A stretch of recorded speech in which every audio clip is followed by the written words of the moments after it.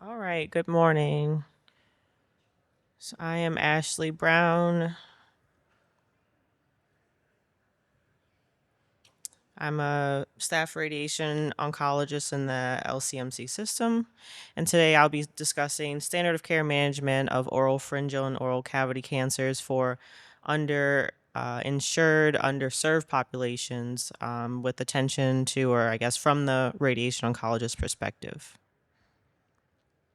The objectives of today's talk are one, to discuss incidence, risk factors, and general standard of care management of oral and pharyngeal cancer in Louisiana. Number two, to address the disparities that we find in treatment and outcomes, particularly in our state and region. Three, to identify the etiologies of these treatment and outcome disparities. And four, to consider potential solutions to the disparities and review our approach specifically at University Medical Center in New Orleans. So just a few statistics. I apologize if some things don't show up correctly, but I'll try to work through that. So in the United States, there are just over 58,000 new cases of oral cavity and pharyngeal cancer diagnosed each year. This was specifically from 2024. This is about 2.9% of all new cancer cases in the country. These cancers represent about 2% of cancer deaths. In Louisiana, we see about 740 new cases per year of oral cavity and pharyngeal cancer. There's a peak incidence at age 62 with a male predominance. These cancers are about two to three times more common in men than women.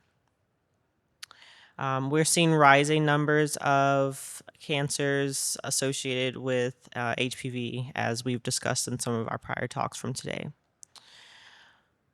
Louisiana in particular has the seventh highest incidence and rate of these cancers, and unfortunately the second highest death rate for oral cavity and pharynx cancers, paired with Mississippi, and we have some visuals of that coming up. We'll jump a little bit more into HPV, but it's important to note why we talk a lot about HPV, which our last talk went into quite a bit, but HPV is prognostic for outcomes for these patients. We discussed the ANG trial from the New England Journal of Medicine that helped us to stratify risk groups of our oral and oropharyngeal cancer patients based on HPV status and smoking. And from that trial, we found that there was improved overall survival in HPV positive patients, 82 versus 57%. We also found a higher second primary rate in patients who were HPV negative. So jumping into risk factors, well-established risk factors for head and neck cancers include smoking, a heavy smoking history, alcohol consumption, high-risk HPV infection, others that I didn't quite go into here, but poor dentition or poor dental follow-up. And then there are non-biologic causes for or non-biologic risk factors. So those would be disparities that we'll talk about later, more related to social, economic factors. This is just a diagram from SEER looking at smoking as a risk factor in our state. In certain parishes. So I had to look at a map to familiarize myself with which of these were. Unfortunately, do I have a pointer? Is this a pointer? No? Yes. We see, and this will be mirrored in some of the diagrams that I'll have coming up. Smoking incidence increased in parishes that, not surprisingly, had higher incidences of these oral cavity and pharyngeal cancers. So up to 20% of the population in some of these kind of Cajun country parishes, Evangeline, Avels, Evangeline Parish, St. Landry, up to 20% of the population are smokers there.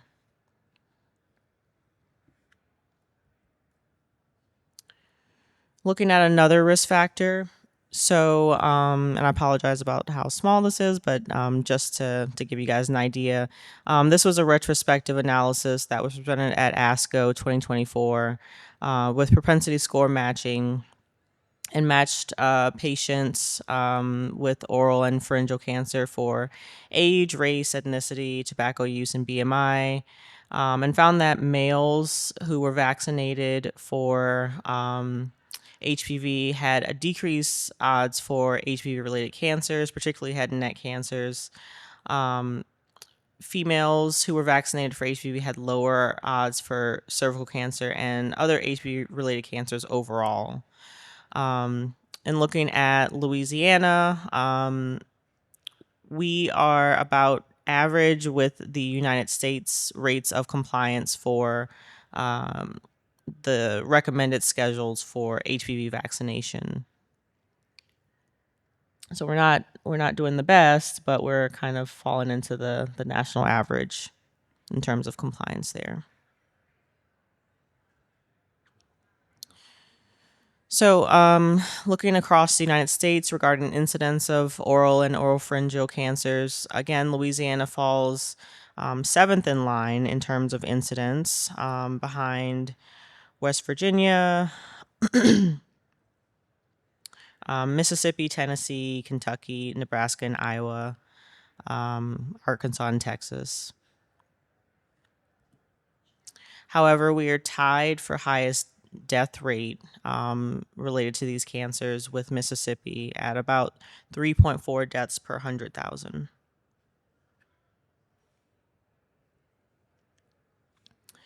In Louisiana, by parish, so again, kind of mirroring that map that we looked at, looking at percentage of smokers in the population by parish.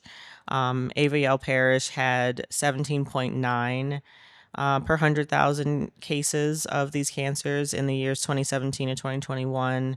And then adjacent parishes, St. Landry, Iberville, and then Livingston Parish, which is over here, also had high rates as well. Orleans Parish falls in about average with the U.S. with about 10 to 11 cases per 100,000. I didn't bring that map in, but death rates, unfortunately, surpass even the state and national averages in some parishes, with 7 per 100,000 deaths in Acadia Parish, which is here, and 5.2 in St. Charles Parish, which is over here. When looking at race and gender breakdowns, rate of death is overall similar between the groups. We and this is something that's interesting to me, and I haven't quite teased out what might be a possible cause of this, but for patients who identified as Black and female, patients with localized cancer had higher survival compared to the other gender and ethnic breakdowns here. Outside of that group, we found that white males had higher survival for all other general stage groupings, so regional and distant or unstaged disease.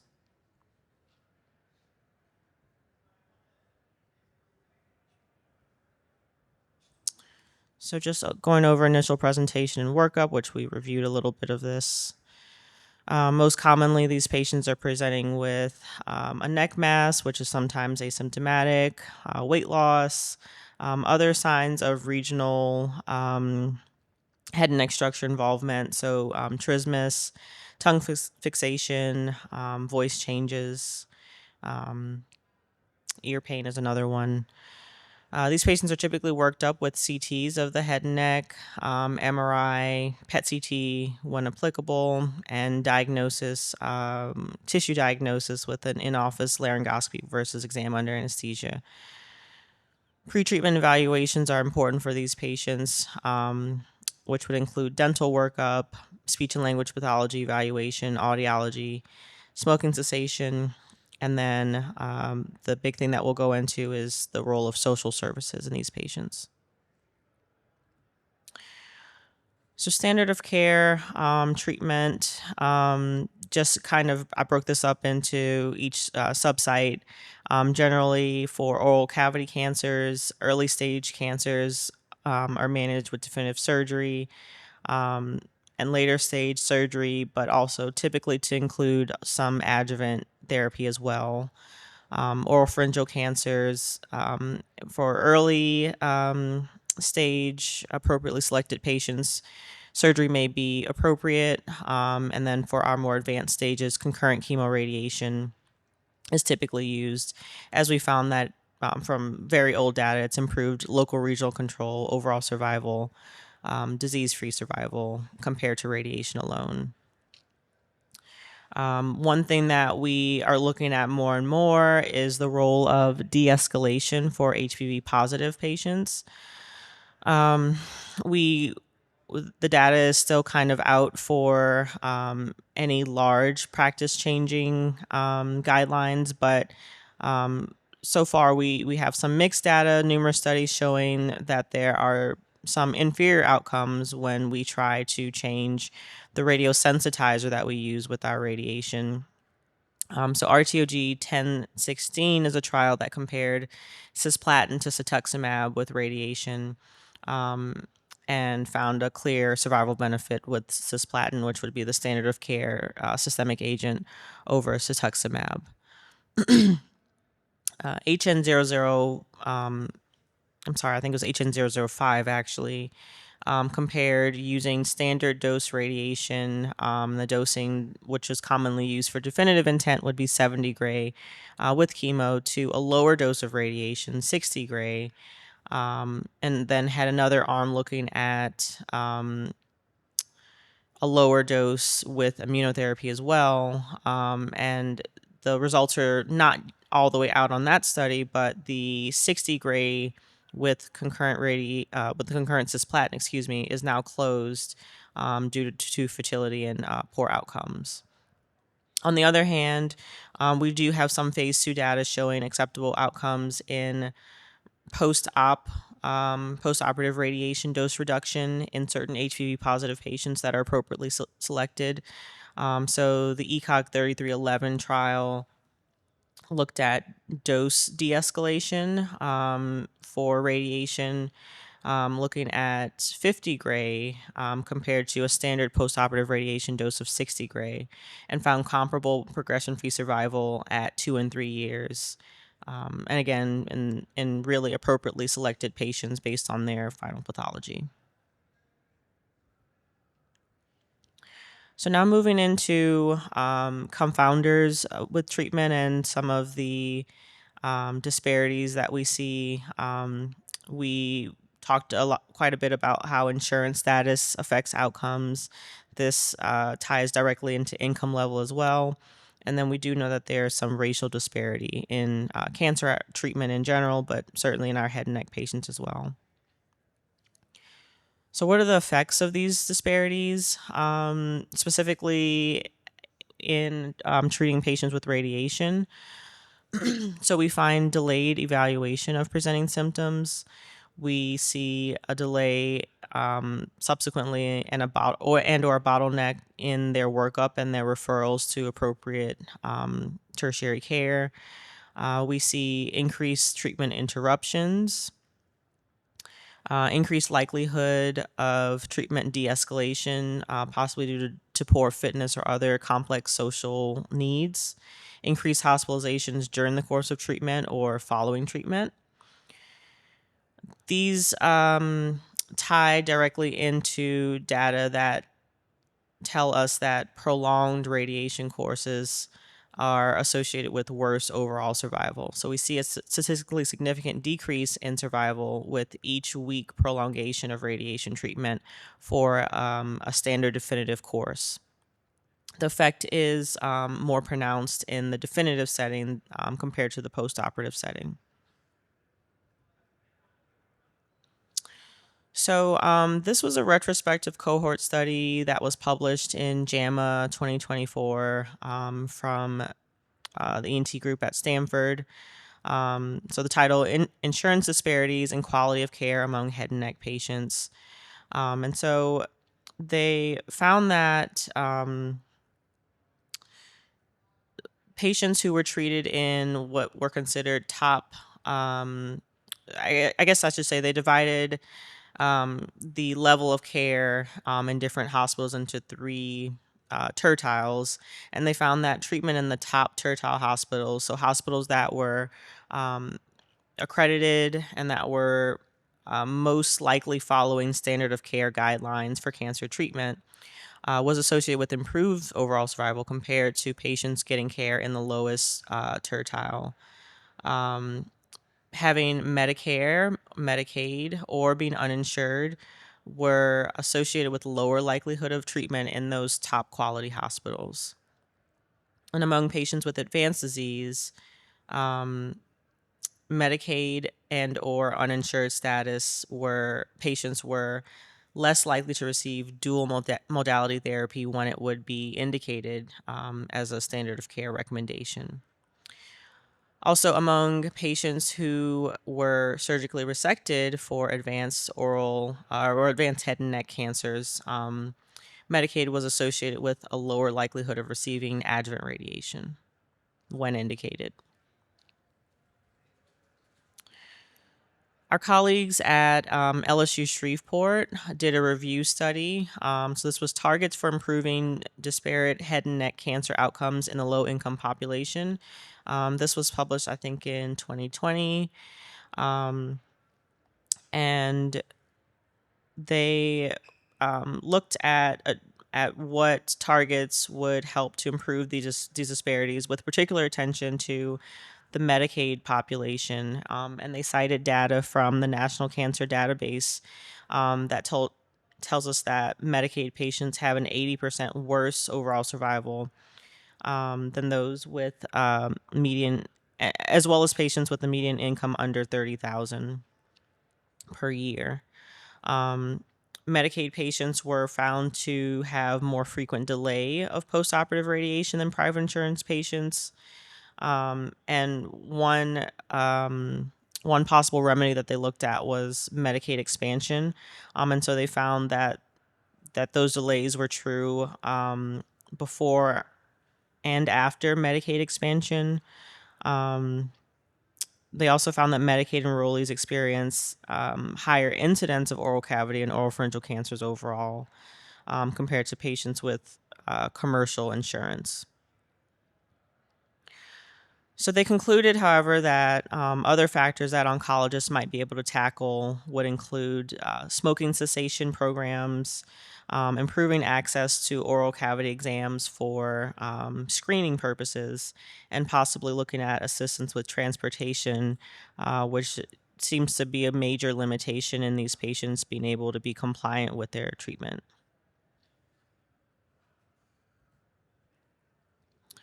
So, our approach to care at University Medical Center, we have a multidisciplinary head and neck clinic, which currently is being conducted once per month with one of our staff head and neck surgeons and radiation oncologists to be able to see patients together, do exams and scopes together.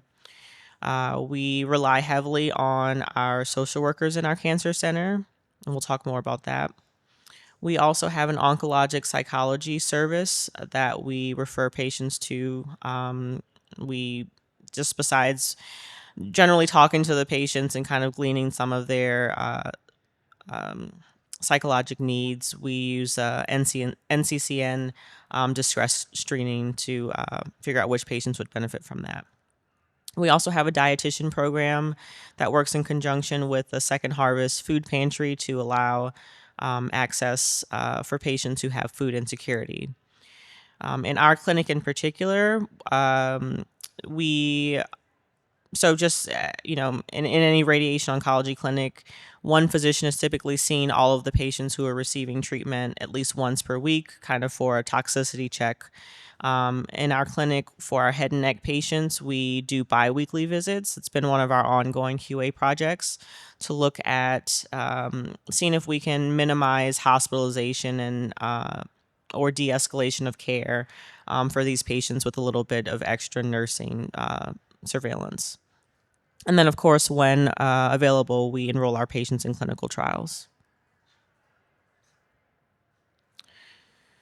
So in the LCMC system, we have a dedicated smoking cessation clinic that patients are routinely referred to upon diagnosis.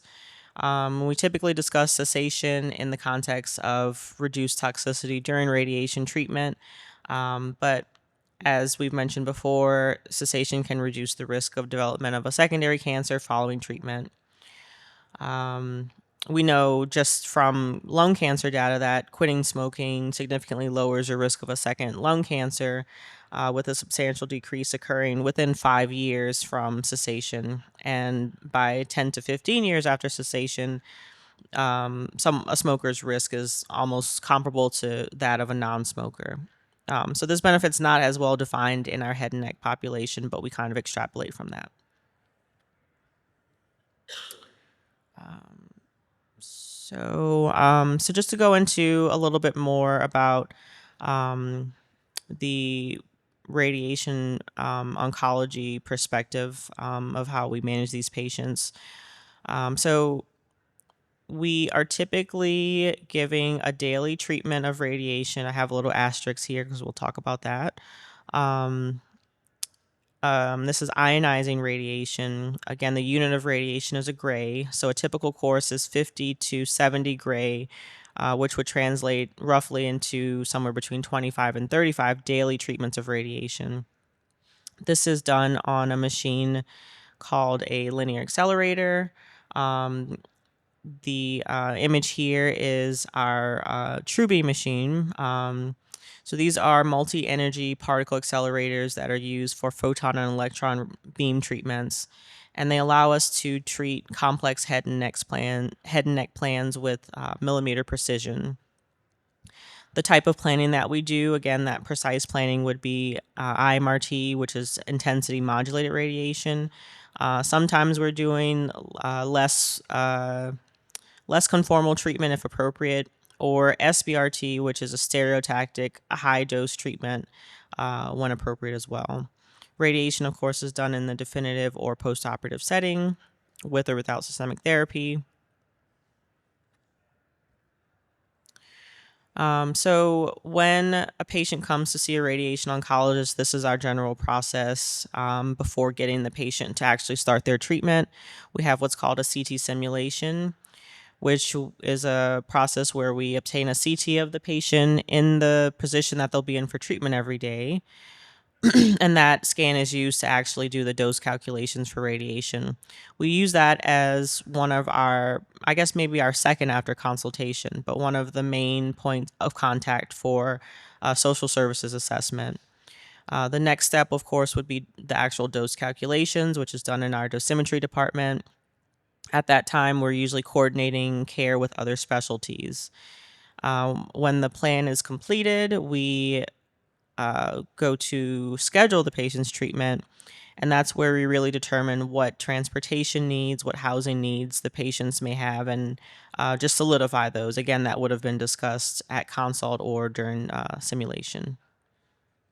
And then during treatment, as we're seeing those patients weekly and assessing their toxicity, assessing their compliance to treatment, we may need to make modifications in their treatment plan. So,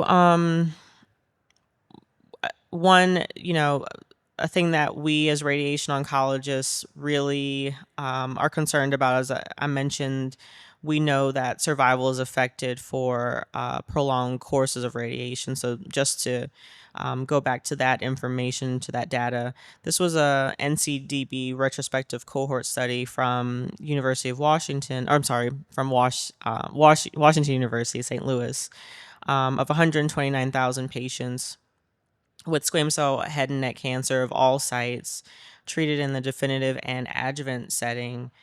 And so we can see from the survival curve on the left here, there was an incremental decrease in overall survival with prolonged treatment package time, with that greatest jump being seen once treatment course passes 53 days, so that top red line.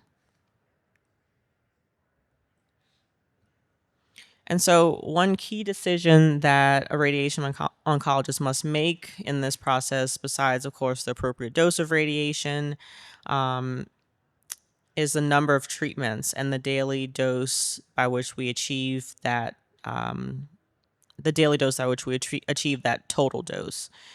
Because we know that the dosing selection, or the fancy word for that we use is fractionation, can affect overall survival or progression-free survival. So this is the March meta-analysis. This was a large meta-analysis of 33 randomized trials that examined optimal fractionation for head and neck cancers in the pre and post-operative setting.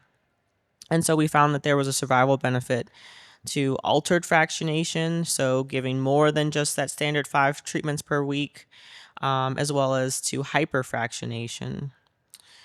So on the left here, looking at the progression-free survival curves, the curves really separate and were most significant again for the hyperfractionated compared to conventionally fractionated radiation. So that's this one up here.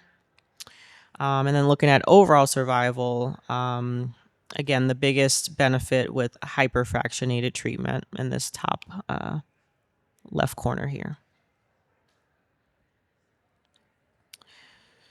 So Dahanka 6 and 7, at the time of their presentation, were practice-changing trials for radiation oncologists. These were trials that looked at fractionation for laryngeal and oral cavity cancers that were treated with primary radiation without chemo, and found a statistically significant improvement in local regional control, as well as improved larynx preservation with altered fractionation. So patients were getting 6 as opposed to 5 treatments of radiation per week. So in this way, we're able to take advantage of the biologic benefit of accelerated treatment courses, as well as cut down on the total treatment time for patients who struggle with transportation or other social limitations. Just an interesting note for this, the benefit of local regional control for that accelerated fractionation was for the primary tumor, but not significant for nodal disease control. Next steps would be looking at comparing hyperfractionated or accelerated treatment with chemotherapy. So the Hypno trial was presented as a late-breaking abstract at ASTRO 2023, which is our conference. And this trial compared hypofractionated, meaning giving a high dose per treatment with a shorter number of treatments in total, radiation, with standard accelerated treatment, which would be 6 as opposed to 5 treatments per week, in centers specifically located in low and middle income countries. And these investigators found non-inferiority of using 20 fractions of radiation compared to 35 fractions of radiation. And so from that, they concluded that this warrants further validation in a phase 3 trial. This is promising data that we may be able to extrapolate into our own practices, as, again, we're working with lower income, lower socioeconomic patients. Just briefly, so in addition to radiation modifications, our medical oncology colleagues are also sometimes needing to make systemic therapy modifications, which may impact treatment outcomes for these patients. So when standard of care category 1 platinum-based chemotherapy is not able to be used in a definitive course of chemoradiation for our patients, there are other options which are shown to be less efficacious but are reasonable substitutes, including carboplatin, immunotherapy with cetuximab, or other immunotherapy agents. At UMC, we're currently enrolling in HN009, which is a trial that's comparing every 3 weeks dosed high dose cisplatin to weekly low dose cisplatin. We have existing data that tells us that weekly dosing leads to worse local regional control when used in a concurrent setting for our patients. So this study will give us a little bit more clarity on the actual not only local regional results, but survival data for that situation. My partners and I have noted a trend towards selection of low dose weekly cisplatin in our patients, which again, the medical oncologists are making that decision for several reasons. But overall fitness is certainly a big part of their decision making. So similar to the March meta-analysis, the MAC meta-analysis, which looked at 107 randomized trials, and that ended up including just over or close to 20,000 patients, looked at the benefit of chemotherapy with radiation. And so we have well-established evidence for the benefit of adding chemo to radiation in our locally advanced patient population, our stage 3 or 4 patients. So about 90% of patients on this trial, on these trials, were stage 3 or 4. So these are survival curves. A is looking at radiation compared to induction chemo and radiation. B is looking at radiation alone versus radiation and concomitant chemo. And then C is looking at the addition of adjuvant chemo. And we really only see that the survival curve separating and a significant benefit with concomitant therapy. We don't see a benefit with induction or adjuvant when used in a definitive setting. And this is just another recent trial, just kind of hammering on that benefit of chemoradiation compared to other agents that we have found to be inferior, but are sometimes needing to use in patients who have limitations or are not fit to receive standard treatment.